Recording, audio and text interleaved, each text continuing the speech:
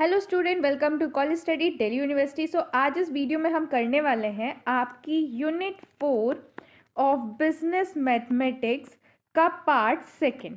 ठीक है, पार्ट 1 की मैं ऑलरेडी बना चुकी हूँ, ये पार्ट सेकंड होगा और इसमें हम पूरी unit 4 that is mathematics of finance को कंप्लीट कर लेंगे। तो चलिए इसे शुरू करते हैं। तो सबसे पहले यहाँ पे हमारा जो कॉन्सेप्ट हमें पढ़ना है दैट इज एन्यूटी। एन्यूटी क्या होता है? तो देखो, annuity is a sequence of payment usually equal in size made at equal interval of time। मतलब कि जब हम सीक्वेंस में पेमेंट करते हैं जो कि इक्वल इंटरवल ऑफ टाइम में होता है और वो इक्वल साइज में होता है। इसका मतलब ये कि मान लो मैंने जो है वो 500 रुपये का पेमेंट करा है 12 साल तक हर साल, तो दैट इज एन्यूटी कि मैं हर साल सेम ही अमाउंट का पेमेंट कर रही हूँ एक इक्वल इंटरवल ऑफ टाइम में, मतलब एक साल के अंदर अंदर, हर एक साल के अंदर अंदर, दैट इज एन्यूटी। अब एन्यूटी ना कई तरह की होती है। पहला होता है ऑर्डिनरी एन्यूटी। ऑर्डिनरी एन्यूटी में क्या होता है कि जो पेमेंट है वो एंड में दिया जाता है, eight the end of the first payment interval.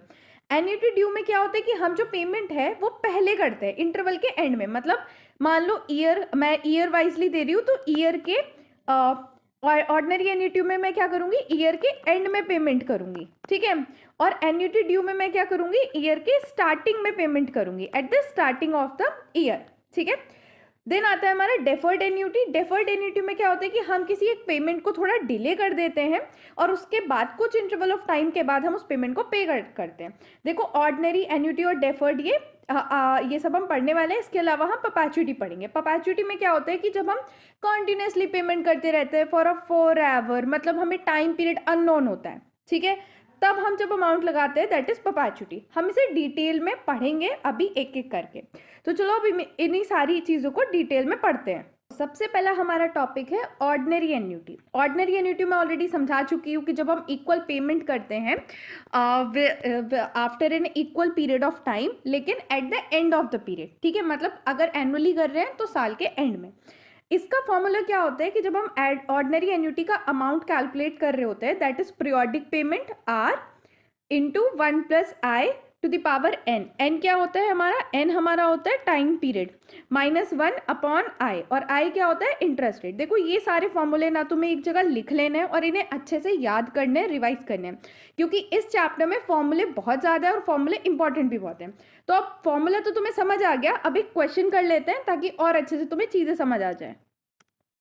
तो देखो, अब यहाँ पे क्वेश्चन है, find the amount of annuity of 500 payable eight the end of each year for 12 year if the money is worth 6% effective. देखो, जब तुम्हें क्वेश्चंस आगे, अभी तो ऑर्डिनरी है, इसके बाद तुम डेफर्ड भी पढ़ोगे, ड्यू भी पढ़ोगे, और जब तुम्हें क्वेश्चन आएंगे तो कौन सा फॉर्मूला लगाना है ये पहचानने में बहुत ज़्यादा दिक्कत होगी, क्योंकि वो क्वेश्चन तो ये नहीं बताएगा ना कि ये ऑर्डिनरी एन्यूटी है या एन्यूटी ड्यू है, डेफर्ड है। तो उस केस में देखो पहचानना कैसे है। अगर eight the end of each year हो रहा है तो इसका मतलब क्या है, ऑर्डिनरी एन्यूटी है, क्योंकि एंड में हो रहा है। ठीक है, इस तरीके से तुम्हें चीज़ें पहचाननी है और अभी से ये समझ के चलना है। तो मैंने तुम्हें क्या बताया था कि हमारा फॉर्मूला क्या होता है, हमारा फॉर्मूला होता है amount is equals to R 1 plus I to the power n -1 upon आई। ये हमारा फॉर्मूला होता है। अब इसमें हमारा आर क्या है, आर मतलब जो हम पीरियोडिक पेमेंट कर रहे हैं दैट इज 500। ठीक है, आई हमारा क्या है, आई है 0.06 एंड एन हमारा क्या है, time period that is 12 year. तो अब अगर हम फॉर्मूले में रख दें तो that is 500 1.06 to the power 12 -1 upon 0.06। ठीक है, अब इसमें ये जो वैल्यू है कौन सी वाली मैम, ये वाली जो वैल्यू है, ये वैल्यू आपके कैलकुलेटर में आप इजीली कैलकुलेट कर लोगे, मैं ऑलरेडी बता चुकी हूँ। ठीक है, तो अब इसके बाद जब आप इस वैल्यू को कैलकुलेट कर लोगे तो आपकी वैल्यू आएगी 500 इंटू 1.01296 डिवाइड बाई 0.06, और इसके फाइनल कैलकुलेशन के बाद आपकी वैल्यू आएगी 8434.97। ये आपका होगा फाइनल आंसर। ठीक है, तो इस तरीके से हमारी इसकी कैलकुलेशन। तो देखो, ऑर्डिनरी एन्यूटी कंपाउंड कंटिन्यूसली के केस में क्या होता है कि आपका फॉर्मूला चेंज हो जाता है। आपका फॉर्मूला क्या है, amount differentiation limit 0 to n r into e to the power R T into D T. D T क्या है? डिफ्रेंसिएशन है। मैम डिफ्रेंसिएशन तो सीखा ही नहीं हमने, कैसे करेंगे? अब हमारा नेक्स्ट केस है ऑर्डिनरी एन्युटी कंपाउंडिंग कॉन्टिन्यूसली। मैंने तुम्हें बताया है कि कॉन्टिन्यूसली का केस पहले भी पढ़ाया है। तो ऑर्डिनरी एन्युटी के केस में क्या होता है कि आपका फॉर्मूला चेंज हो जाता है जब कॉन्टिन्यूसली वाला केस होता है। फॉर्मूला क्या होता है? Amount is equals to 0 to n की limit r into e to the power R T into D T. Ma'am ये कुछ समझ नहीं आ रहा, आर टी डी टी कैसे सॉल्व होगा? अभी हम नेक्स्ट एक क्वेश्चन करने वाले हैं और फिर तुम्हें बहुत अच्छे से समझ आ जाएगी कैसे ये सॉल्व होगा। तो चलो क्वेश्चन गाते हैं। तो देखो यहाँ पे हमने क्वेश्चन लिया है, अब बैंक पे interest at the rate 6% per annum compounded continuously. If the person plays 1000 in a bank each year, how much will be in account after 3 year? तो हमारा फॉर्मूला क्या था? Amount is equals to 0 to n की limit r e to the power R T. ठीक है, अब हम देखते हैं कि इसकी वैल्यू क्या क्या है। n क्या दे रखा है हमारा? 3 ईयर दे रखा है। ठीक है, r क्या दे रखा है? पीरियोडिक पेमेंट कितना कर रहा है वो? 1000। ठीक है, और r small r is rate, या फिर आप इसे आई भी बोल सकते हो, कुछ भी बोल सकते हो, तो दैट इज 6%। अब जब हम इसे फॉर्मूले में रखेंगे तो ये हो जाएगा हमारा 0 to 3 limit 1000 into e to the power 0.06 t। ठीक है, अब ये t क्या है मैम? देखो अभी जब मैं इसे सॉल्व करूंगी ना तुम्हें सब समझ आ जाएगा, थोड़ा धैर्य रखो। ठीक है, तो अब हम इसे कैसे लिखेंगे? अब हम क्या करेंगे, 1000 ऐसे लिखा जाएगा, ये वाली जो वैल्यू है वो हमारी यहाँ आ जाएगी 6, और हमारी वैल्यू हो जाएगी e टू द पावर 0.06। मतलब जब हम ये लिमिट हटाएंगे तो हमारा ऐसे सॉल्यूशन आ जाएगा इंटू टी, और यहाँ पे 0 to 3। अब हम क्या करेंगे, ये t की जगह पे 3 भी रखेंगे और 0 भी रखेंगे। कैसे रखेंगे अभी देखते हैं। देखो अब हमने क्या लिख लिया था, 1000 डिवाइडेड बाय 0.06। ठीक है, e to the power 0.06 t 0 to 3। अब हम क्या करेंगे कि जब हम यहाँ से ये 2 0 हटाएंगे और इसे काटेंगे तो हमारी वैल्यू आ जाएगी 50,000 डिवाइड बाय 3। ठीक है, मेरे साथ साथ सॉल्व करो, तुम्हें और अच्छे से समझ आएगा। और जब हम t की वैल्यू पहले 3 रखेंगे तो 0.06 मल्टीप्लाई बाय 3 कितना हो जाएगा? कितना आएगा बताओ? 0.18। तो e टू द पावर 0.18 आ जाएगा माइनस, और जब मल्टीप्लाई में हम 0 रखेंगे तो e टू द पावर 0 हो जाएगा। तुम सबको पता होना चाहिए कि e टू द पावर 0 हमेशा 1 होता है, तो यहाँ वैल्यू हमारी 1 आ जाएगी, और इसकी वैल्यू हम टेबल में से देख लेंगे। तो जब हम टेबल में से वैल्यू देखेंगे तो हमारी जो वैल्यू आएगी 50,000 अपॉन 3 तो ऐसे ही रहेगा, और टेबल में से वैल्यू देख के हमें पता चलेगा कि वैल्यू इज 1.1972 माइनस 1। सो हमारा जो फाइनल वैल्यू आ जाएगा, ये सारा इरेज कर देती हूँ सो दैट कंफ्यूजन ना हो, तो हमारी जो फाइनल वैल्यू आ जाएगी दैट इज 3286.67। इस तरीके से तुम्हारा ये सॉल्व होता है। ठीक है, एक बार रिमाइंड करके देख लो फिर से कि कैसे सॉल्व होता है, और सारे क्वेश्चंस ना इतने हार्ड नहीं आएंगे, ऐसे ही क्वेश्चंस आएंगे इसके कॉन्टिन्यूस के, तो आप इजीली एक ये मेथड समझ के कर सकते हो। अब हम चलते हैं नेक्स्ट टॉपिक। हमारा नेक्स्ट टॉपिक है present value of ordinary annuity. ये क्या होता है? मतलब कि आज हम कितनी पेमेंट करें फ्यूचर में, अगर हमें कोई पेमेंट करनी हो। तो मान लो फ्यूचर में मुझे अगर किसी को 50,000 रुपये देने हैं, या ये कह लो कि 3 साल बाद मुझे किसी को 50,000 रुपये देने हैं, तो आज मैं कितना इन्वेस्ट कर दूं, कितनी मैं इन्वेस्टमेंट कर दूं कि मुझे फ्यूचर में 50,000 मिल जाए। इसकी हेल्प से अगर ऐसा कोई कॉन्सेप्ट आता है या ऐसा कोई क्वेश्चन आता है तो वहां पे हमारा लगता है present value of ordinary annuity. ठीक है, इसका फॉर्मूला देख लेते हैं। तो इसका फॉर्मूला हमारा थोड़ा सा अलग होता है पिछले वाले फॉर्मूले से, और फॉर्मूला है प्रेजेंट वैल्यू, मतलब जो प्रेजेंट में हम कितना पेमेंट करें, तो present value is equals to R, R मतलब वही हमारा periodic payment, 1 minus 1 plus I to the power minus N upon आई। ये हमारा इसका फॉर्मूला होता है।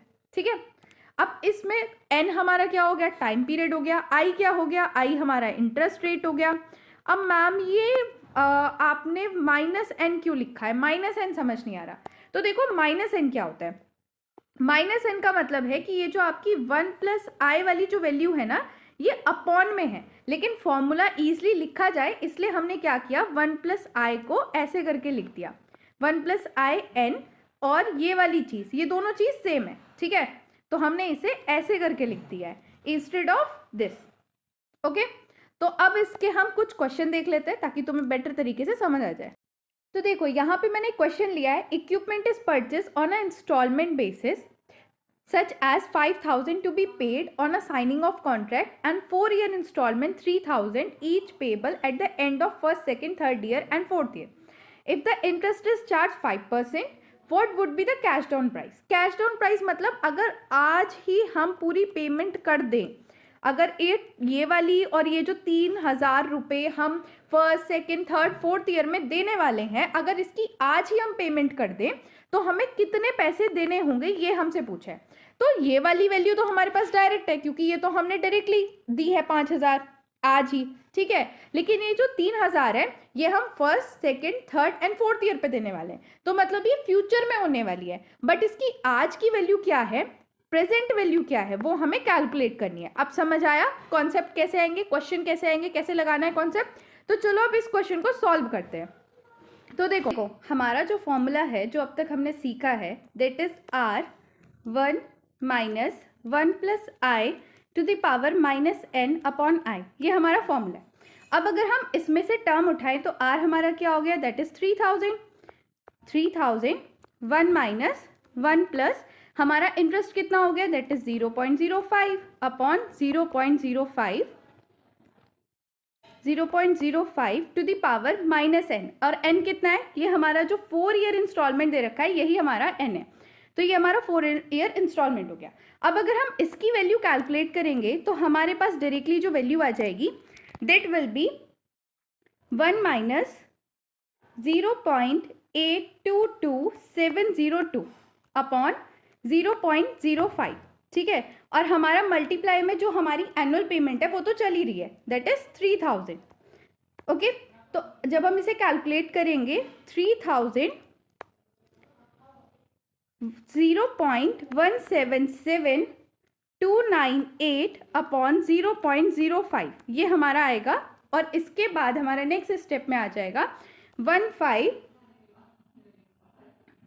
नेक्स्ट स्टेप में आएगा हमारा 10,637.85, ठीक है। लेकिन ये हमारा फाइनल आंसर नहीं है क्योंकि हमारे क्वेश्चन ने हमसे ये नहीं पूछा था, हमारे क्वेश्चन ने टोटल कैश डाउन पेमेंट पूछा था। सो हमारे पास 3,000 का जो हम इंस्टॉलमेंट पेमेंट कर रहे हैं 4 साल तक, उसका तो प्रेजेंट वैल्यू आ गया, बट ये 5,000 अभी तक हमने ऐड नहीं किया है। तो जब हम इस फाइनल आंसर में 5,000 ऐड करेंगे, हमारा आंसर है, जब हम इसमें 5,000 ऐड करेंगे तब हमारा आएगा final answer, and that will be 15,637.85। This is our final answer. देखो एक छोटा सा कॉन्सेप्ट बचता है, जैसे कि मैंने ऑर्डिनरी एन्युटी में बताया था कि हमारे पास कॉन्टिन्यूस होता है, वैसे ही present value of ordinary annuity में भी हमारा कॉन्टिन्यूस वाला कॉन्सेप्ट होता है। तो देखो कॉन्टिन्यूस वाले कॉन्सेप्ट का जैसे पहले हमारा फॉर्मूला अलग था, इस बार भी हमारा फॉर्मूला अलग होगा। तो formula will be present value is equals to 0 to n की limit r e to the power minus RT dt। देखो इसका सॉल्यूशन भी सेम वैसे ही होना है, बस कुछ अलग नहीं हुआ है, दैट इज सिर्फ माइनस आ गया है। और माइनस का मतलब क्या है कि आपकी ये जो वैल्यू है वो e to the 1 upon e to the power RT के फॉर्म में, ना कि इस फॉर्म में, ठीक है। तो इसका जो ओरिजिनल फॉर्म है वो ये है और इसे हमने इस फॉर्म में लिख दिया है। बस इतना ही है इस कॉन्सेप्ट में और कुछ ज़्यादा नहीं है। चलो अब नेक्स्ट कॉन्सेप्ट पे चलते हैं। तो देखो अब हमारा सेकेंड लास्ट कॉन्सेप्ट बचता है, leasing and the capital expenditure, ठीक है। तो लीजिंग और कैपिटल एक्सपेंडिचर में आपका कोई नया फॉर्मूला नहीं है, कोई नया कुछ याद नहीं करना आपको, सिंपल बस एक क्वेश्चन करने का तरीका समझना है। तो देखो लीजिंग में क्या होता है कि आप क्या करते हो कि रेंट पे सामान ले लेते हो, और कैपिटल एक्सपेंडिचर मतलब आप उस चीज़ को परचेस कर रहे हो। तो आप लीजिंग को, आपका जो भी आप इंस्टॉलमेंट करने वाले हो, आप रेंट पे करने वाले हो, उसकी प्रेजेंट वैल्यू निकाल के आप उसे कंपेयर करते हो अपने परचेजिंग कॉस्ट से। अगर आपकी परचेजिंग कॉस्ट ज़्यादा आ रही होती है तो आप रेंट पे ले लेते हो, और अगर आपकी रेंट की कॉस्ट ज़्यादा हो रही होती है तो आप परचेस कर लेते हो। बस इतना ही है। तो इसका क्वेश्चन करते हैं ताकि हमें और अच्छे से चीज़ें समझ आ जाए। तो देखो मैंने यहाँ पे क्वेश्चन लिया है, company obtain a particular machine either by the leasing for a 5 year, the useful life उसकी 5 ईयर है, या तो वो उसे लीज पे ले सकती है और उसका एनुअल रेंट जाएगा 1200, और by purchasing a machinery for 4,500। तो उसकी परचेसिंग की जो कॉस्ट है वो हमें दे रखी है 4500 और जो हमारा रेंट दे रखा है वो दे रखा है 1200। अब ये जो रेंट है हमें 5 साल तक पे करना पड़ेगा, मतलब first year, second year, third year, fourth year, fifth year. तो ये हमारा हो गया फ्यूचर पेमेंट। अब अगर हमें इसे कंपेयर करना है इस परचेसिंग कॉस्ट से जो हम अभी में पे कर रहे हैं, तो ये तो प्रेजेंट वैल्यू है, तो हमें इस वैल्यू को भी प्रेजेंट वैल्यू पे लाना पड़ेगा, तभी हम इस चीज़ को कंपेयर कर पाएंगे। तो हम जो नॉर्मली जैसे हम कैलकुलेट करते हैं present value of ordinary annuity, वही फॉर्मूला लगा के हम इसे कर लेंगे। तो कैलकुलेशन कैसे होगी? Calculation will be 1200 1 minus 1.10 to the power -5 upon 0.01। और जब हम इसे आगे कैलकुलेट करेंगे इट विल बी 1200 इंटू 3.7908। तो हमारी फाइनल कैलकुलेशन आ जाएगी 4548.96। ठीक है, लेकिन अगर हम परचेस कर रहे हैं तो हमारा अमाउंट कितना आ रहा है? That is 4500। तो अब हमें, तुम खुद बताओ क्या करना चाहिए, परचेस करना चाहिए, लीज पे लेना चाहिए? ऑफ कोर्स हमें परचेस कर लेना चाहिए क्योंकि हमारा रेंट ज़्यादा जाएगा। तो इस केस में हम परचेसिंग को चूज करेंगे। अब ये सेकेंड वाला पार्ट जो है आप खुद से कैलकुलेट करो और देखो कि आंसर मैच करेगा या नहीं। सेकेंड वाले पार्ट में हम क्या करेंगे, हम लीज पे लेंगे, हम परचेस नहीं करेंगे क्योंकि परचेस की कॉस्ट हमारी ज़्यादा आएगी। ठीक है, अब चलते हैं हमारा नेक्स्ट कॉन्सेप्ट पे। हमारा नेक्स्ट कॉन्सेप्ट है एन्युटी ड्यू। एन्युटी ड्यू में क्या होता है कि हम जो पेमेंट करते हैं ना वो ईयर के स्टार्टिंग में करते हैं, ईयर स्टार्टिंग में हम पेमेंट करते हैं, दैट इज एन्युटी ड्यू। तो इस केस में जो हमारे फॉर्मूले हैं ना वो सारे बदल जाते हैं, तो हमें फॉर्मूले फिर से देखने पड़ेंगे। तो देखो पहला फॉर्मूला इसका होता है S. S means amount, amount is equals to R, that is regular payment 1 plus I to the power n plus 1 -1 upon I -1। देखो बुक में ना आपका शायद ऐसे लिखा होगा कि एस n प्लस 1 आई प्लस 1, लेकिन इस फॉर्म में ना अगर आप याद करोगे तो आप कैलकुलेट नहीं कर पाओगे, आप कैलकुलेशन नहीं कर पाओगे क्योंकि इसमें आपको क्या ही पता चल रहा है कि फॉर्मूला क्या है। तो इट्स बेटर कि आप इस फॉर्म में ही याद रखो ताकि it will be easy to calculate. ठीक है, तो ये हमारा एन्युटी ड्यू का होता है फॉर्मूला। अब देखते हैं इसका क्वेश्चन ताकि हम अच्छे से समझ पाए। तो देखो हमारे पास एक क्वेश्चन है, find the amount at the end of 10 year of the annuity 400 payable at the beginning. अब देखो क्योंकि ये बिगनिंग है तो आपको क्वेश्चन से ही पता चल जाएगा कि ये एन्युटी ड्यू का क्वेश्चन है। Each year until 10 payment have been made if the money is worth 6% effective rate. हमें इंटरेस्ट रेट दे रखा है, हमें टाइम पीरियड दे रखा है, हमें बस कैलकुलेट करना है कि अमाउंट कितना होगा। सो सिंपल क्वेश्चन है, हमें डायरेक्टली फॉर्मूला लगाना है। तो हमारा फॉर्मूला क्या है, A is equals to R 1 plus I to the power n plus 1 -1 upon I -1। ठीक है, ये हमारा फॉर्मूला है। अब हमारा r क्या है, जो हम रेगुलर पेमेंट कर रहे हैं, दैट इज 4000, और हमारा इंटरेस्ट रेट क्या है 6%। तो उसे मैं डायरेक्टली ऐसे लिख सकती हूँ 0.06, ठीक है, to the power n plus 1। n क्या है हमारा 10, तो 10 प्लस 1 मतलब यहाँ पे 11 आ जाएगा, -1 अपॉन 0.06 -1। ठीक है, तो अब जब हम इसे फर्दर कैलकुलेट करेंगे तो हमारी वैल्यू 400 1.68947 -1 0.06 -1 ये वैल्यू आएगी। और नेक्स्ट स्टेप में जब हम इसे और ज़्यादा कैलकुलेट करेंगे it will B 14.97164 -1 and it will 413.97164 और हमारा जो लास्ट में वैल्यू आएगी फाइनल वैल्यू विल बी 5588.66। ये हमारी फाइनल आंसर आएगा। ठीक है, अब चलते हैं हम अपने नेक्स्ट कॉन्सेप्ट पे। ये क्वेश्चन तो हो गया सॉल्व। सो हमारा नेक्स्ट कॉन्सेप्ट आता है present value of annuity due. अब देखो जैसे एन्युटी ड्यू तो मैं तुम्हें समझा ही चुकी हूँ। अब इसमें प्रेजेंट वैल्यू क्या होता है, प्रेजेंट वैल्यू वही मतलब फ्यूचर की वैल्यू प्रेजेंट में निकालना, सिंपल।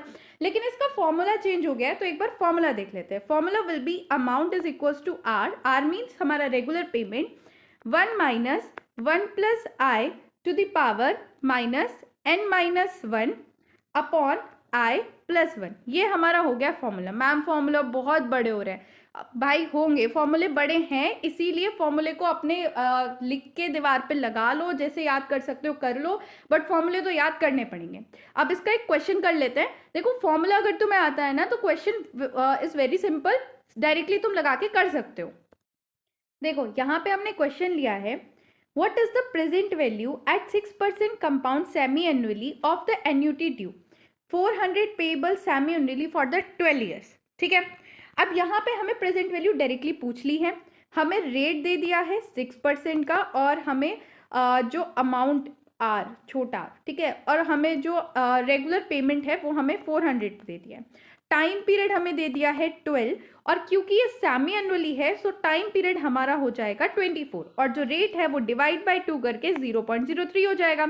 ये तो बेसिक है ना, अब तक तो आ ही गया होगा, इतनी बारी पढ़ा दिया है। चलो अब इसे आगे सॉल्व करते हैं। तो देखो अब हमारा फॉर्मूला क्या था, हमारा फॉर्मूला था R1 minus 1 plus I to the power minus n minus 1 upon i plus 1, ये हमारा फॉर्मूला था। अब हमें रेगुलर पेमेंट 400 दे दिया है, और 1 माइनस हमारा इंटरेस्ट रेट कितना है 3, तो मैं इसे डायरेक्टली लिख सकती हूँ 1.03 टू द पावर, हमारा n कितना था 24 माइनस 1 मतलब 23, तो माइनस 23 आ जाएगा ऊपर, अपॉन में 0.03 प्लस 1। तो जब मैं इसे सॉल्व करूंगी तो हमारी वैल्यूज आएंगी 400 इंटू 0.49331 डिवाइड बाय 0.03 प्लस 1। अब अगर मैं इसे फर्दर सॉल्व करूंगी तो हमारी वैल्यू आएगी 17.443 इंटू 400, ठीक है, और लास्ट हमारा आंसर आ जाएगा 6977.44। ठीक है, मैंने पूरी कैलकुलेशन खोल के दिखाई है ताकि आपको अच्छे से समझ आ जाए, बिल्कुल दिमाग में फिट हो जाए। ठीक है, तो देखो अब हमारा नेक्स्ट कॉन्सेप्ट है डेफर्ड एन्युटी। डेफर्ड एन्युटी में क्या होता है कि हमें जो पेमेंट करना होता है ना, हम उस पेमेंट को कुछ ईयर्स डिले करते हैं और उसके बाद हम उस पेमेंट को करना शुरू करते हैं। मतलब मान लो मैंने 3 साल बाद जो है पेमेंट करना शुरू करा और अगले 10 साल तक वो पेमेंट किया। ठीक है, तो इस केस में ये हमारा हो जाएगा m and this will be m plus n। Ma'am ये m n कहाँ से आ गया, अभी फॉर्मूला बताऊंगी ना उससे आएगा। ठीक है, डेफर्ड एन्युटी में जब हम फ्यूचर वैल्यू निकालते हैं तो उसका वो और ऑर्डिनरी एन्युटी का फॉर्मूला सेम होता है, सेम से ही कैलकुलेशन होती है। बट जब हम प्रेजेंट वैल्यू निकालते हैं तो कुछ डिफरेंट होता है। तो फ्यूचर वैल्यू का तो तुम्हें पता है, ये ऑर्डिनरी एन्युटी जो सिखाई है ना सेम वही होता है। प्रेजेंट वैल्यू डिफरेंट होता है, तो मैं प्रेजेंट वैल्यू ही आपको करा देती हूँ। तो देखो प्रेजेंट वैल्यू का फॉर्मूला होता है आपका amount is equal to regular payment 1 minus 1 plus I to the power minus n plus m, ठीक है, अपॉन आई। खत्म हो गया फॉर्मूला? नहीं नहीं नहीं नहीं, खत्म नहीं हुआ है, अभी और है, रुको। Minus 1 minus 1 plus I to the power minus m upon आई, ये हम होता है आपका फॉर्मूला। m प्लस n मतलब वो टोटल पीरियड, और m मतलब जब से आपने पेमेंट करनी शुरू करी है। ठीक है, तो इन दोनों के डिफरेंस के बाद जो आंसर आता है that is your amount. Ma'am समझ नहीं आ रहा है, चलो क्वेश्चन करते हैं, समझ आ जाएगा। यहाँ पे क्वेश्चन है, X buy a piece of land which he agree to make a 10 annual payment of 20,000 each. पहली जो पेमेंट उसने करी है वो तीसरे साल के एंड में करी है, और find the equivalent cash price of the property if money worth 5%। ठीक है, तो यहाँ पे हमें रेट दे दिया है 5%, और हमसे कहा है, ये आई लिख लो या आर लिख लो, प्लीज कंफ्यूज मत होना, दिस बोथ आर सेम। ठीक है, हमारा जो रेगुलर पेमेंट हमें दिया है वो 20,000 ही पेमेंट करेंगे। ठीक है, एनुअल पेमेंट कितनी है 10, मतलब हमारा एन कितना होगा 10 है। लेकिन इसमें क्या कहा है कि जो पेमेंट है वो 3 साल के एंड पे शुरू हुई है। ठीक है, तो हमारा जो m होगा वो 2 होगा। क्यों? क्योंकि eight the end of 3 year है, तो इसलिए हम उसे 2 ले लेंगे। ठीक है, ये हमारी पूरी वैल्यू आ गई। क्वेश्चन आई होप तुम्हें समझ आ गया होगा। अब इसका सॉल्यूशन करते हैं। तो सबसे पहले हम आगे वाला पार्ट कैलकुलेट करते हैं। ये हमारा फॉर्मूला है। अब हम जब वैल्यू रखेंगे तो r इज 20,000, ठीक है, 1 plus I to the power m, ये हमारा हो जाएगा 1 minus 1.05 to the power 12 minus 12 upon 0.05, क्योंकि हमारा इंटरेस्ट रेट कितना था 5% था। ठीक है, minus 1 minus 1.05 to the power m, m कितना था 2 था अपॉन 0.05, ये हमारी आ जाएगी वैल्यू, ठीक है। और ये हमारा बड़ा ब्रैकेट, बीच में है हमारा माइनस। तो जब हम इसे फर्दर कैलकुलेट करेंगे तो हमारी इस वाले ब्रैकेट की वैल्यू आएगी 8.86325 और इस वाले ब्रैकेट की हमारी वैल्यू आ जाएगी 1.85941। तो जब हम इसका फाइनल आंसर देखेंगे तो हमारा फाइनल आंसर आएगा 1,40,076, ठीक है, 0.80। ये हमारा फाइनल अमाउंट और फाइनल आंसर आ गया। अब आपका बचता है बस एक लास्ट टॉपिक, उसको खत्म करते हैं, फिर आपका पूरा ये यूनिट हो जाएगी कंप्लीट। अब हमारा लास्ट टॉपिक आता है परपेचुइटी। परपेचुइटी में क्या होता है कि जब हम पेमेंट करते रहते हैं, मतलब एनुअल पेमेंट करते रहते हैं, लेकिन इनफाइनाइट पीरियड के लिए। हमारे पास पीरियड अभी तक डेफिनेट था, बट परपेचुइटी में हमारा डेफिनेट नहीं होता। मैम इनफाइनाइट पीरियड, बहुत कैलकुलेशन होगी, लंबा फॉर्मूला होगा। भाई बहुत सिंपल फॉर्मूला है।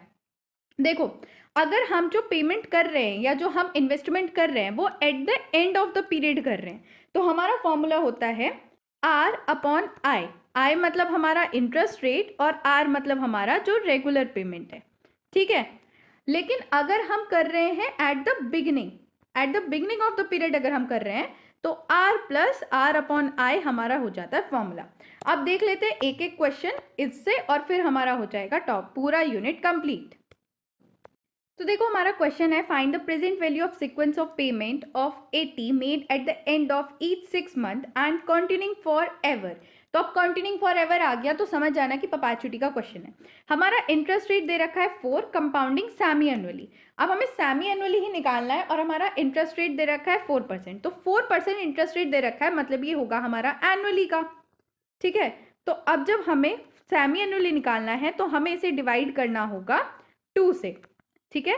तो जब हम 0.04 को डिवाइड करेंगे 2 से, आंसर आ जाएगा 0.02, मतलब ये हो गया हमारा इंटरेस्ट रेट। और 6 मंथ का है, मतलब वही सेमी एनुअली। अब हमारा फॉर्मूला क्या था, देखो एंड में हो रहा है ना, तो फॉर्मूला क्या था, R अपॉन आई। R कितना है हमारा 80 डिवाइड बाई 0.02। आंसर क्या आएगा जल्दी बताओ, आंसर आएगा 4000, ठीक है। तो सिंपली आपका ये क्वेश्चन हो गया सॉल्व। बस ऐसी परपेचुइटी के क्वेश्चन आने हैं और इसी के साथ आपका जो पूरा यूनिट है, यूनिट 4 आपका कंप्लीट हो गया है। और वीडियो को लाइक करो, चैनल को सब्सक्राइब करो और बने रहो चैनल पे। और अगर नोट्स चाहिए तो टेलीग्राम चैनल को ज्वाइन कर लेना, ठीक है। Thank you, thanks for watching.